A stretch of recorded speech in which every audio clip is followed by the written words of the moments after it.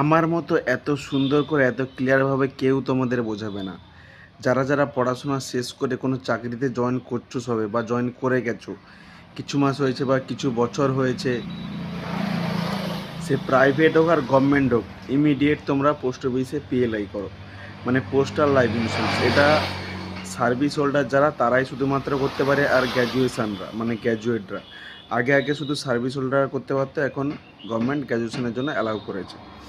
তো এই স্কিম করলে তোমাদের বেনিফিট কী হবে না, তোমরা কম প্রিমিয়ামে বেশি বোনাস পাবে। মানে তুমি লং টার্মের একটা স্কিম করলে, সাপোজ 20 বছরে, 25 বছরে, 30 বছরে, তোমাদের যখন 50-55 বয়স হবে না, দেখবে প্রায় হচ্ছে তোমরা 15-20 লাখ টাকাখানে পাচ্ছ। তোমাদের একটা ছোট্ট হিসেব বলি,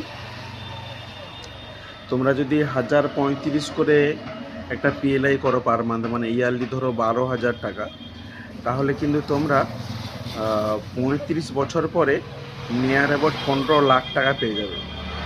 ভাবছো বোনাসটা কতটা? এমন তুমি জমা দিচ্ছ কত টাকা আর পাচ্ছ কত টাকা। তাই ইমিডিয়েট পিএলআই করো। আর কোনো কিছু সাপোর্টের প্রয়োজন হলে আমাকে মেসেজ করতে পারো, আমার হোয়াটসঅ্যাপ লিঙ্ক দেওয়া আছে। Thank you so much.